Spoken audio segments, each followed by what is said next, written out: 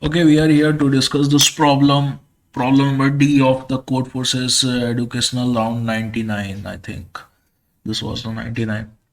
So this is a sequence and the swap problem. Basically, what you have to do, you have given a array and you have to make this array sorted by doing one operation.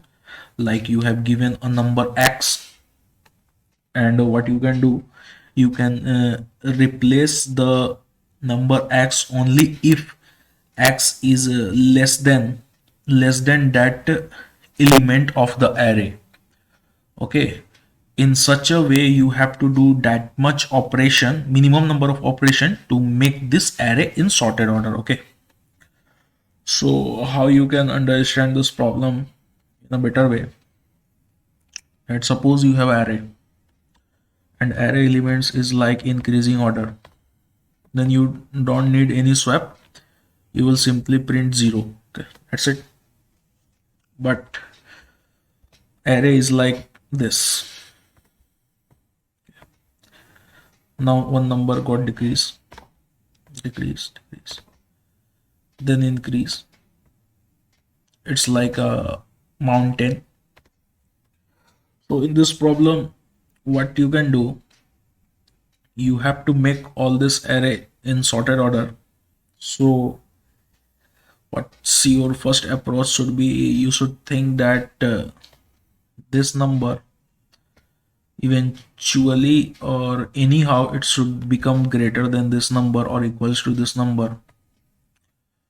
So first you have to do some work here. Okay, okay, now X, suppose from example I am taking I think there are so many examples. Suppose this is 81, this is 314. Okay, leave it. This is 18, so it's like 81, 324, then 218, then 413, and then 324. It is like this way. Okay, this way. So if I replace 18 with 314, then I will get a number which is basically less than 81. So this will not work. So what I have to do here, I have to first search that element which is basically greater than, I have to search first element in the array which is greater than X, then I will replace it. Okay, because I don't like to replace any number which is basically less than X, because we can't replace it according to constraint. So to go optimally we have to replace it, and now my new X become that number. So if I replace 18 with 81, my new X become 81.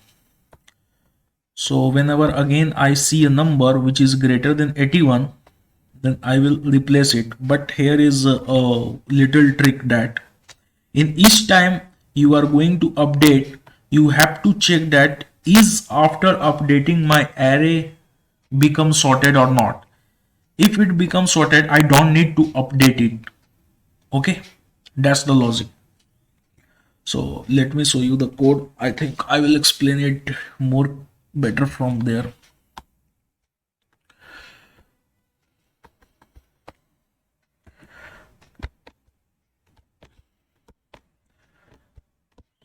So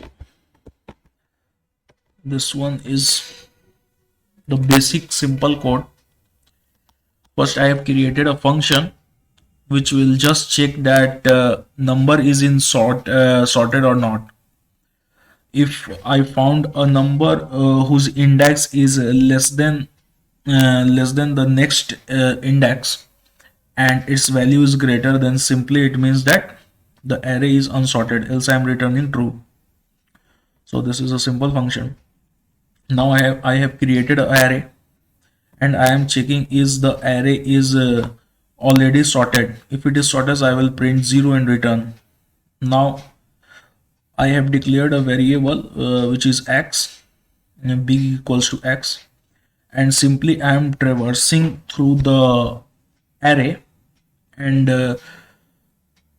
I come up to this point because I have an array which is basically in unsorted order.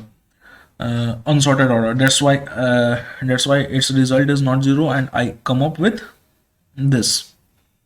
So now what I am doing is I am checking the first element which is basically greater than the big, and what I am doing is I am updating my array. I have basically put this big. I am also updating my big value to that value, just like I did here. It's like if I replace 18 with 81, so now my new x become 81. Okay, and at this position the value become 18. So I'm doing the same thing. At this position my value is becoming 18. I am simply reversing the swapping the array and making the how many turns I did. I make that result value to plus plus. Okay, after each operation I am checking that is my array become sorted. If my array becomes sorted, I will simply break it. Okay, simply break it. Suppose I did all the operation and the traversal got complete and I didn't get a sorted array, then I will simply print -1, else I will print the result. So this question is very simple. I think from this simple code that I have written, everyone can understand it very clearly.